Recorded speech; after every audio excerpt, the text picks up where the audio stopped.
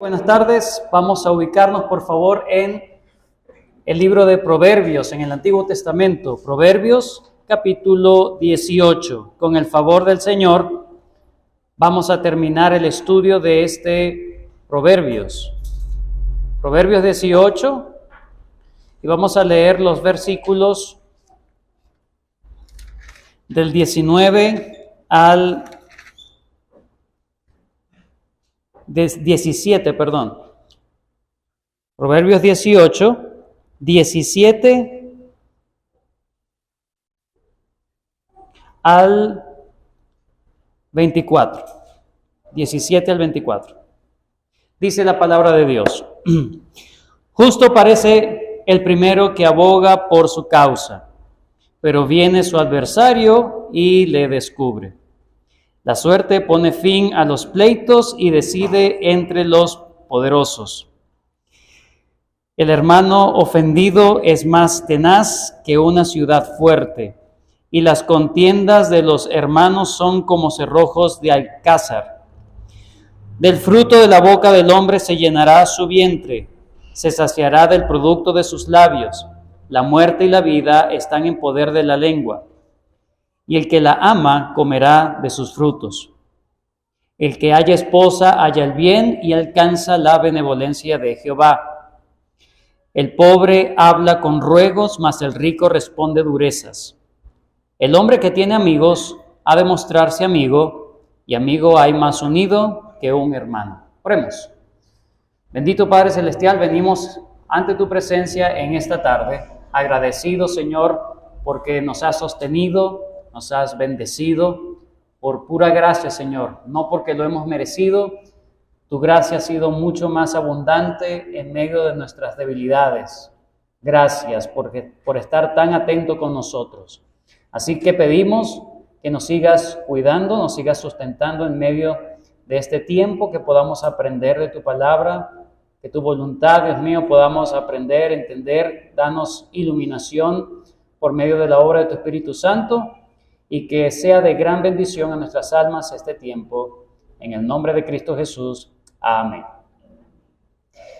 En la tarde de hoy vamos a aprender los últimos dos antídotos contra la segunda consecuencia del pecado. Hemos hablado que los hombres en el huerto del Edén, la humanidad, ha tenido una consecuencia fatal en el huerto del Edén. La primera consecuencia fue de forma vertical con el Señor. Se rompió la relación con Dios. Pero la segunda gran consecuencia que ha tenido la humanidad es que se han roto las relaciones entre los hombres. Hay no solamente una relación rota con Dios, sino también una relación rota con los hombres. Por eso el Señor dijo que toda la ley y los profetas se resume en dos premisas. Número uno, amarás al Señor tu Dios.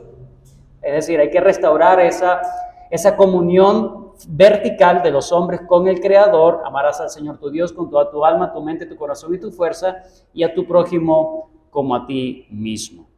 El Proverbios 18 precisamente está enfocado en darnos consejos prácticos de cuáles serían los antídotos que nos ayudan a revertir los efectos que nos separan de los hombres. Divisiones, contiendas, pleitos, divisiones. Entonces, ¿qué nos enseña en grosso modo el Proverbios 18? Bueno, dice que nos habla acerca de una vida sabia. Una vida sabia consiste en revertir conscientemente la nefasta consecuencia que produce el pecado entre los hombres, la separación y la división entre ellos. Es revertir de forma consciente, y Proverbios 18 nos habla en cuanto a eso.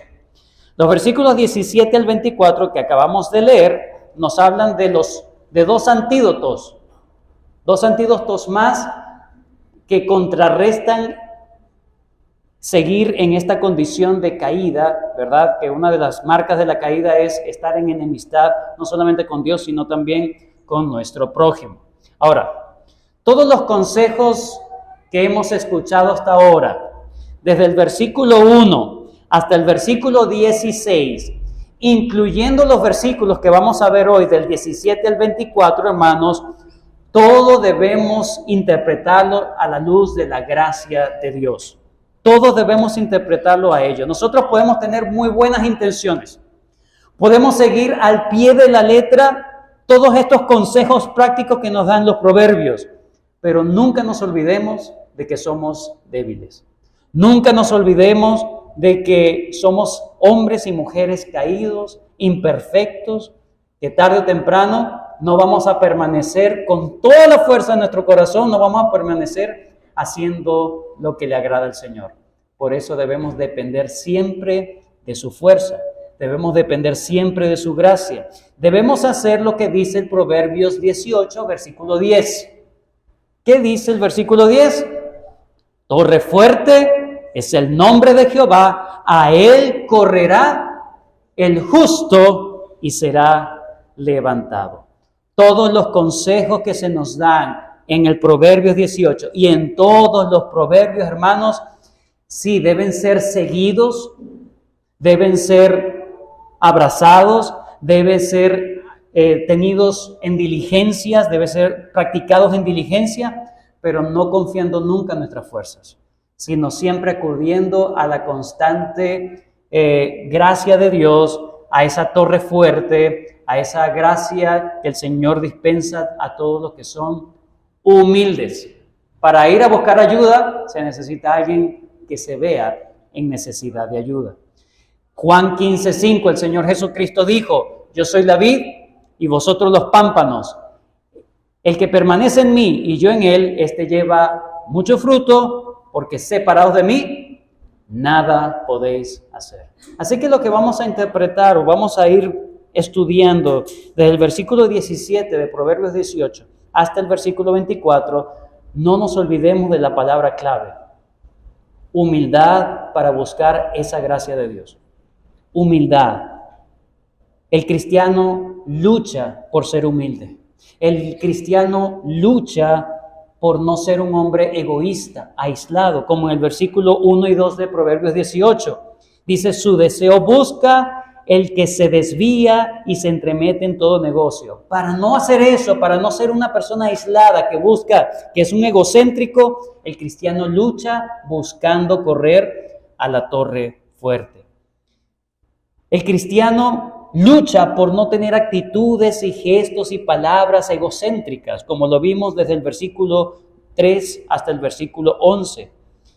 El cristiano, hermanos, lucha por alejarse conscientemente de la altivez, como lo aprendimos la última vez, de la altivez, de la presunción y de la queja, ¿sí? De ser un hombre quejoso, una mujer quejosa.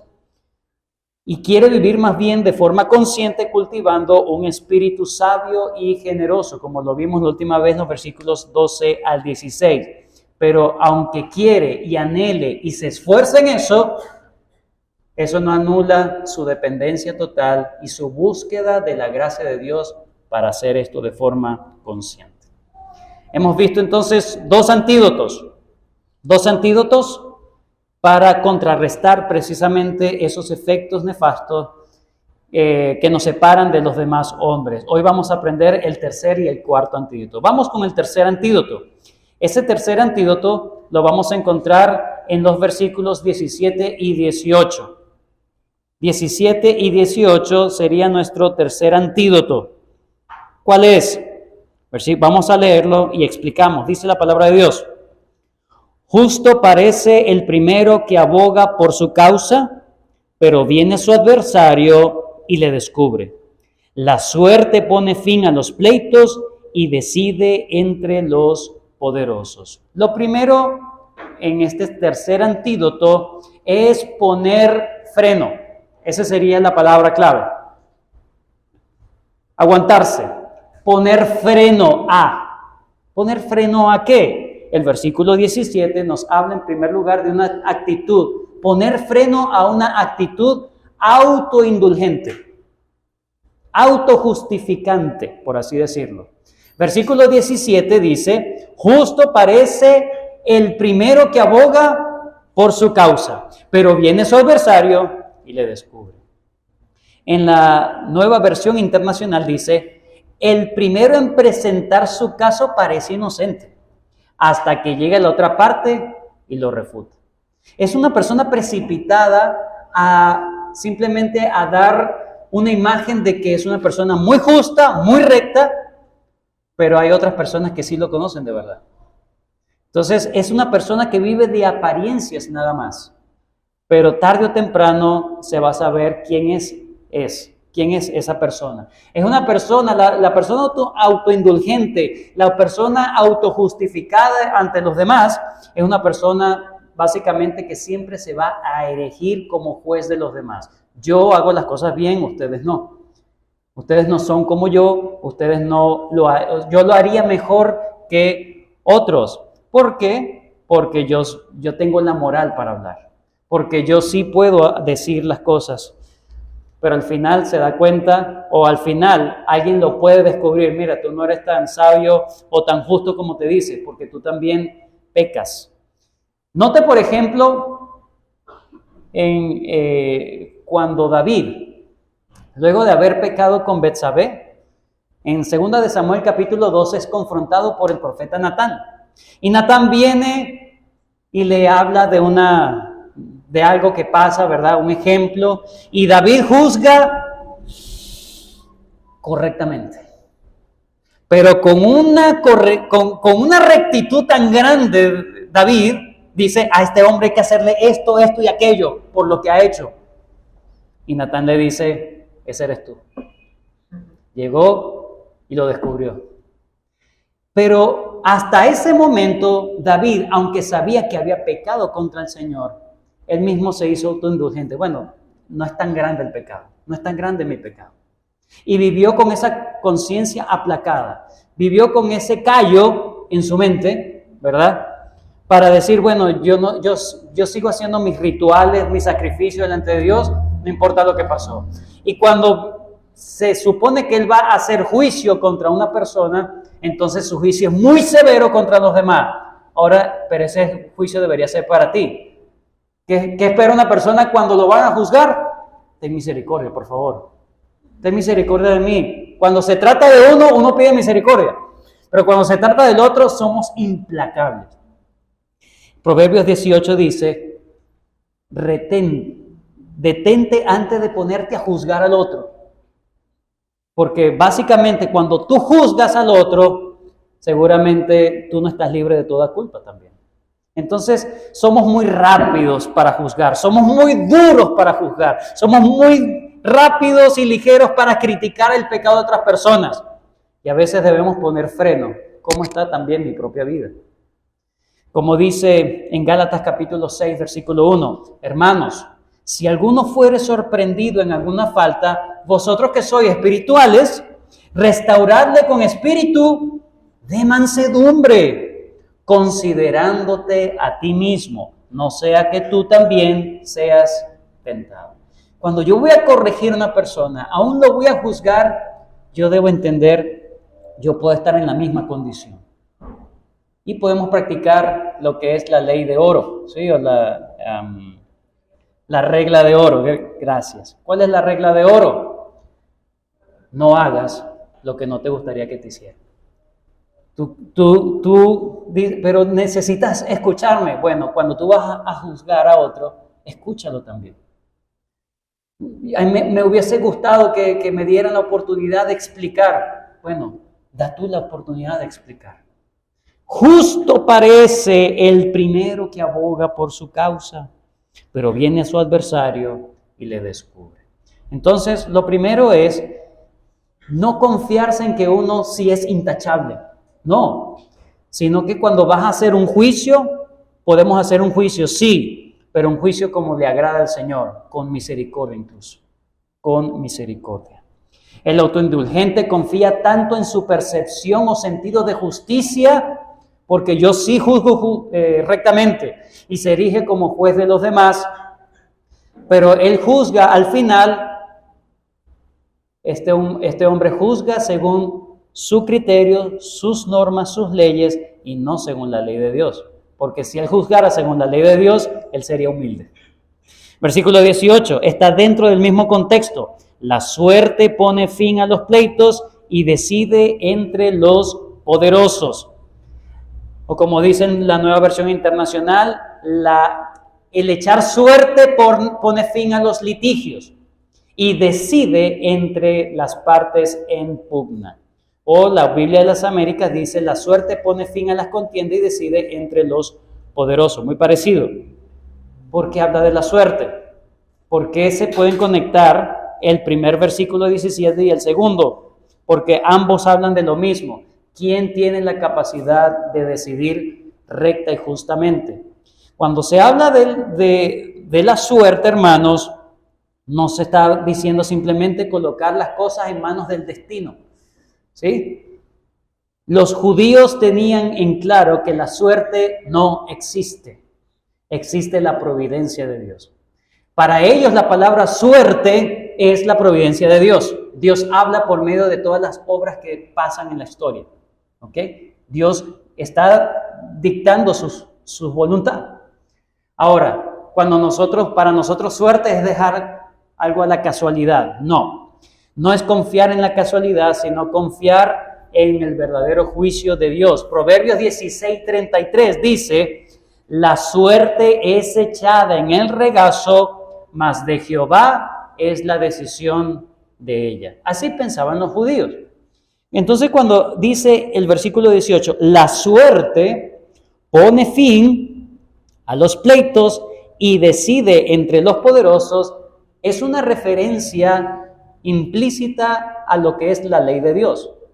Porque, por ejemplo, para los sacerdotes, una forma de buscar la voluntad de Dios, Dios dijo en su ley que ellos debían echar suertes por medio de unas piedrecitas llamadas Urim y Tumim, ¿sí? Y esa de alguna manera, cuando echaban esa suerte, ellos entendían, Dios ha hablado. Al final, ¿cuál es el principio? Buscar la voz de Dios, buscar la ley de Dios, buscar que yo pueda entender que un juicio, algo que yo voy a decir, realmente está de acuerdo a la voluntad de Dios. ¿Está de acuerdo a la voluntad de Dios o no está de acuerdo? Gracias al Señor, ahorita no necesitamos echar suerte para conocer la voluntad de Dios. Tenemos la palabra del Señor. Así que la palabra de Dios dice, si vamos a juzgar, debemos juzgar justamente. Entonces, este es el enfoque del versículo 18 que está junto con el 17 en cuanto a ser muy rápido en hacer juicios, pero es por un corazón indulgente, porque yo sí tengo la capacidad de juzgar a los demás, pero los demás que no me juzguen a mí. La suerte aquí entonces tiene que ver con buscar, consultar al Señor sobre un asunto donde no hay claridad y buscar tomar una decisión según lo que yo entiendo de la voluntad de Dios, sabiendo que Él sí sabe todo, todos los detalles, yo no lo sé todo, por lo tanto lo dejo todo en manos del Señor. Así que, tercer antídoto, número 1, poner freno ¿a qué? A un corazón autoindulgente, rápido y ligero en hacer juicios sobre otros, sino retraerse en eso. Si vamos a hacer juicios, que sean con misericordia. Pero, en segundo lugar, no solamente poner freno a esa actitud autoindulgente, ¿verdad? Soberbio, ligero en hacer juicios, sino que también en segundo lugar, poner freno a toda palabra que yo sé que va a ofender a los demás. Poner freno, porque a nosotros nos gusta que los demás se ofendan cuando nos han ofendido. Eso se llama venganza. Yo estoy buscando la venganza. Entonces, bueno, me hiciste esto, bueno, yo con mis palabras también te voy a destrozar para que tú sientas lo que yo he sentido. Entonces, pero el sabio pone freno a su boca para no ofender con sus palabras. Versículo 19. El hermano ofendido es más tenaz que una ciudad fuerte, y las contiendas de los hermanos son como cerrojos de alcázar. El hermano ofendido es más, en Nueva Versión de las Américas, Nueva Versión Internacional dice, más resiste el hermano ofendido que una ciudad amurallada. o el Biblia de las Américas, el hermano ofendido es más difícil de ganar que una ciudad fortificada. Básicamente lo que está diciendo es, aquí no está diciendo, ahí está diciendo un hermano, no está diciendo un enemigo ofendido, está diciendo un hermano ofendido. Eso quiere decir que a veces la cercanía, cuando hay una ofensa, puede ser más difícil y dolorosa cuando alguien es cercano a uno. Como si cuanto más cercano fuera la relación, una ofensa más dura es la brecha que se abre entre las personas. Un hilo es como un hilo que se rompe fácilmente y cómo difícil es volverlo a unir. Note, por ejemplo, la brecha que hay entre Caín y Abel. No estamos diciendo que Caín ofendió a Abel, pero no estamos diciendo que Abel ofendió a Caín, pero estamos diciendo que Caín se ofendió tanto porque Dios no le aceptó su ofrenda que la agarró con su hermano. No fue con su papá, no fue con su mamá, sino con su hermano, con el que estaba más cerca de él. Note esa brecha entre los hermanos. Otro ejemplo, José y sus hermanos. La brecha que se abrió entre ellos fue muy fuerte, tanto que fueron capaces, estaban dispuestos a matarlo, pero los vendieron. Absalón y Amnón, que son los hijos de David, ¿ok? Uno que se acostó con su hermana y el otro viene y quiere matarlo por lo que hizo con la hermana. Entonces, mientras más estrecha es la relación y hay una ofensa, más dura es de restaurar esa relación. Es lo que te está diciendo. Cuida a los que están más cercanos a ti. Cuídalos. Busca no ofenderlos, porque para volver a restaurar eso es muy difícil. Es demasiado difícil lo que está diciendo. Entonces, frénate en las palabras que dices a los que están cerca de ti. Estamos hablando de las esposas. Cuídate en lo que está diciendo las esposas, cuídate lo que está diciendo el esposo, cuídate lo que está diciendo los hijos cuídense lo que están diciendo los padres, son los que están más cercanos. Que esas relaciones, estamos hablando de antídoto contra la gran consecuencia la segunda gran consecuencia del pecado.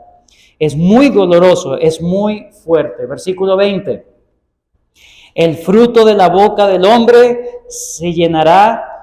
Del fruto de la boca del hombre se llenará su vientre, se saciará del producto de sus labios. El sabio se guarda de estar ofendiendo porque no solo con una actitud altiva, sino con sus palabras. No quiere provocar contiendas con su actitud, tampoco quiere provocarlos con sus palabras. Y sabes que sus palabras pueden hacer una gran diferencia con su prójimo. Dice, del fruto de la boca del hombre se llenará su vientre, se saciará del producto de sus labios. Es decir, vas a cosechar de todo lo que digas. Si vas a ofender, no esperes otra cosa sino cosechar ofensas contra ti mismo. Y si me van a seguir ofendiendo, yo voy a seguir ofendiendo y me va a volver a ofender. Entonces, contrarrestamos el mal con más mal. Y así no acabamos la pelea, así no acabamos la disputa. Último versículo en cuanto al tercer antídoto. La muerte y la vida están en el poder de la lengua, y el que la ama comerá sus frutos. Ese es el versículo 21. El justo no quiere contender. El justo no busca la pelea, no las procura, ni tampoco quiere mantener las peleas. Por lo tanto, sabe que sus palabras tienen un gran efecto cuando se trata de la relación con su prójimo. Dice, la muerte y la vida están en poder de la lengua, y el que la ama comerá sus frutos. Es decir, si yo puedo dominar, como dice en Santiago, un hombre que pueda dominar su lengua, bueno, es un hombre perfecto. Que el Señor, por eso necesitamos la gracia de Dios, como comencé. Necesitamos la gracia de Dios para retraernos en lo que vamos a decir, lo que vamos a hablar, porque con lo que decimos podemos encender un gran bosque, con un gran fuego. Entonces, que el Señor nos ayude. El justo hermano, básicamente, no solamente quiere ser un pacificador con su actitud, sino también con sus palabras. Siempre va a pensar antes de hablar. Siempre va a pensar esto que me va a traer. Si yo digo esta palabra que se me ocurre, si yo tengo esta actitud, ¿qué voy a cosechar? Entonces, él se va a retraer de todas palabras que van a ofender a su prójimo. Entonces, hermanos, una vida sabia. En tercer lugar, una vida sabia, entonces, con este tercer antídoto es retraerse de buscar ofender a mis hermanos con mis palabras. Y como dije la primera parte, retraerse en ser muy duro con los juicios que emitimos a las otras personas. Bien, vamos con el cuarto antídoto. Ya serían los versículos 22 al 24. Cuarto antídoto. 22 al 24. Ya hemos hablado acerca de retraerse en mi actitud dura y en mis palabras que ofenden, retraerse. Pero ahora el sabio no solamente se retrae en dejar de hacer cosas, cuidarse de decir cosas para ofender, sino que ahora también quiere valorar otras cosas. Valorar, escuche esto, toda situación que puede contribuir a fomentar el vínculo entre las personas. Valorar toda situación que permita un vínculo de unión entre las personas. A eso es que va a buscar el sabio. El sabio es aquella persona que siempre va a desear tener un compañero y tener una armonía con su prójimo. Por lo tanto, versículo 22, él valora la institución matrimonial. ¿Qué otra cosa tiene, digamos, ese vínculo que une a las personas? El matrimonio. Por lo tanto, este hombre valora la institución matrimonial porque es una imagen de algo que está unido, y eso es lo que quiere hacer el sabio. Fomentar la unión entre los prójimos. Versículo 22. El que haya esposa, haya el bien y alcanza la benevolencia de Jehová. Ahí no dice el que se topa con una esposa, ¿verdad? El que de repente se le ocurre, no, dice el que la haya, es decir, que la ha buscado. Ha procurado tener una esposa o un esposo, ¿sí? Dice, el que la haya, pero se ha preparado, la ha buscado diligentemente. El que haya la esposa, haya el bien y alcanza la benevolencia del Señor. ¿Por qué la ha estado buscando? Porque sabe que allí hay una bendición que solamente Dios puede dar cuando hay pacto matrimonial. Y él lo quiere tener. El sabio quiere estar así. En el Edén, hermanos, el hombre estaba solo. Recuerden, no es bueno que el hombre esté solo. Dios le dio la compañía de una mujer. Ningún otro ser creado en el mundo tenía la capacidad de compañerismo que le podía ofrecer Eva a Adán.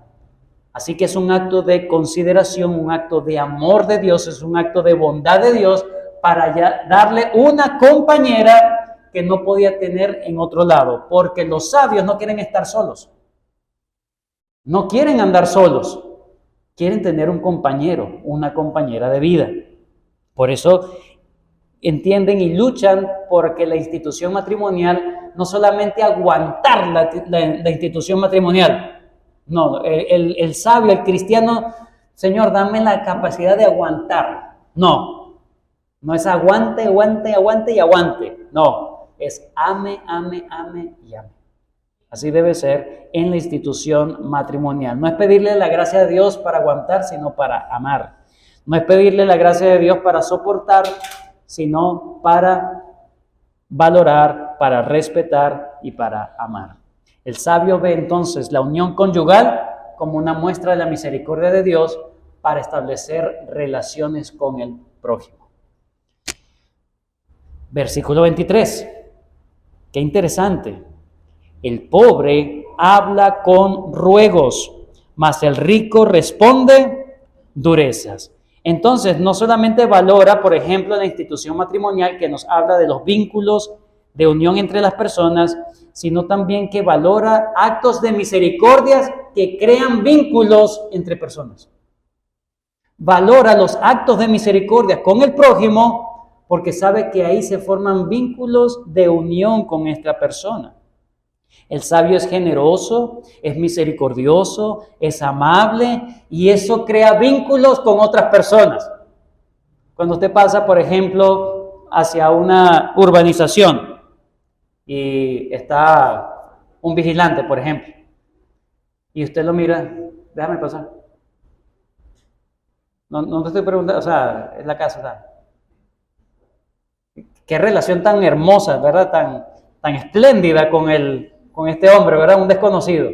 Pero si yo llego con una sonrisa, ¿cómo está? Buenas tardes, ¿me permite el favor? El otro, ¿verdad? ¿Cómo reacciona a ese buen trato? ¿Cómo reacciona? Con amabilidad también. Y después cuando te vuelve a ver, ¿cómo le va, amigo? Bien. Su esposo, su esposa. Y empiezan a tener un vínculo cada vez que se ven y de repente se puede abrir la brecha para poder predicar el evangelio. ¿Por qué no? Porque él sabe que su buena actitud con los extraños, con otras personas, puede abrir puertas para tener vínculos que puedan servir para la gloria de Dios. Pero el que es arrogante, dice, mas el rico responde durezas. Volvemos otra vez con el tema de aquella persona que juzga, aquella persona que siente que tiene el mundo comido.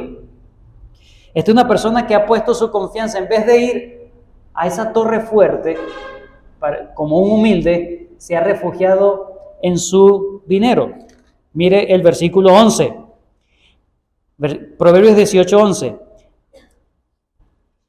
Las riquezas del rico son su ciudad fortificada y como un muro alto, pero en su imaginación. No le va a traer absolutamente nada bueno. Entonces ese trato duro, déspota, ese trato insensible, no va a traer otra cosa que otra vez separación entre los seres humanos. Entonces, este hombre, en vez de sumar, está restando, está alejando personas de sí. O mejor dicho, atrae a sí, que es lo que nos va a decir el último versículo, personas que no le están amando verdaderamente, sino solamente por intereses. Porque es una persona que está confiando en sus riquezas. Versículos 3 y 24 están unidos. Note, el pobre habla con ruegos, mas el rico responde durezas. Versículo 24, el hombre que tiene amigos ha de mostrarse amigo, y amigo hay más unido que un hermano. En la Nueva Versión Internacional podemos entender mejor esto.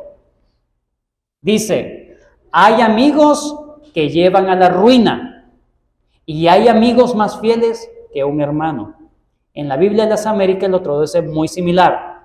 El hombre de muchos amigos se arruina, pero hay amigo más unido que un hermano. Aquí básicamente está diciendo dos tipos de personas o dos tipos de amigos.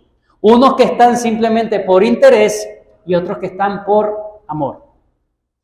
El versículo 24 dice, el hombre que tiene amigos ha de mostrarse amigo. Pero eso debemos interpretarlo a la luz del versículo 23. Es una persona dura solamente por sus riquezas. Entonces, si tiene compañeros, sus compañeros están allí simplemente porque les puede dar dinero. Pero no tan por una verdadera amistad o por un verdadero compañerismo. Por eso es que hace una distinción. Y hay amigos, ¿verdad? Y amigo hay más unido que un hermano. Hay otro tipo de amigos que se forman no por dinero, sino que se forman por un buen trato. Así es el sabio. Entonces, dos tipos de amigos. Uno ganado solamente con dinero, ¿verdad? Y ahí está toda la confianza o toda la relación. Y cuando se acaba el dinero, se acabó la relación. El Señor usó esa imagen en el hijo pródigo, en la parábola del hijo pródigo. Usó esta misma imagen. Pero otros son ganados por el buen trato. En conclusión, hermanos, Proverbios 18. En conclusión, hermanos, el sabio no quiere ni le agrada ser un hombre o una mujer solitario. No quiere estar aislado. No quiere sufrir relaciones rotas por su pecado y por su orgullo. ¿Por qué? Porque es una nueva criatura en Cristo. Se están restaurando su relación con el Creador y anhela tener una buena relación con el prójimo. Él quiere vivir en armonía con Dios y hace todo lo posible en dependencia del Espíritu Santo por vivir en armonía con su prójimo. La ley de Jehová está escrita en su corazón. Un cristiano solitario, un cristiano beligerante, un cristiano antipático, un cristiano gruñón, un cristiano que es así, autoindulgente, que se cree mucho, es una persona autoengañada. Piensa que es cristiano, pero no lo es. Una de las marcas de la salvación es la capacidad, hermanos, de buscar diligentemente ser personas pacificadores. Mateo 5:9, bienaventurados los pacificadores, porque ellos serán llamados hijos de Dios. Segunda de Timoteo capítulo 2 versículo 22 dice, huye también de las pasiones juveniles, dice, huye y sigue la justicia, la fe, el amor y la paz con los que de corazón limpio buscan o invocan al Señor. Y en Santiago 3:18, el fruto de justicia se siembra en paz para aquellos que hacen la paz. ¿Cómo hacer eso? Refugiándonos en esa torre fuerte. No confiando en nuestras fuerzas, sino confiando en nuestra vida, nuestras actitudes, que podamos refrenar y que podamos valorar aquellas cosas que realmente nos unen como seres humanos. Entonces el sabio corre desesperadamente a la fuente de toda gracia, busca a la torre fuerte y se refugia allí para ser levantado. Vamos a orar y darle gracias al Señor por lo que hemos aprendido y que el Señor nos siga ayudando a seguir meditando en este rico Proverbios 18. Gracias, Señor, por este tiempo, por habernos permitido aprender un poco más de tu voluntad con nosotros. Estos dos antídotos, Señor, últimos dos antídotos, refrenar, aguantar, Señor, para no ofender o para simplemente dar juicios y misericordias a otros, Señor. Eso lo que nos va a traer es más consecuencias, de seguir cosechando más consecuencias pecaminosas, Señor, de separación, de desunión, de desarmonía, Señor, con nuestros prójimos. Y más bien buscar, valorar aquellas cosas que sí fomentan vínculos de unión con nuestro prójimo. Pero esto es imposible hacerlo si no tenemos tu gracia, Señor. Ayúdanos y manténnos humildes para tu gloria. Que podamos correr siempre a esta torre fuerte para encontrar refugio y fuerzas de lo alto. En el nombre de Cristo Jesús. Amén. Bien,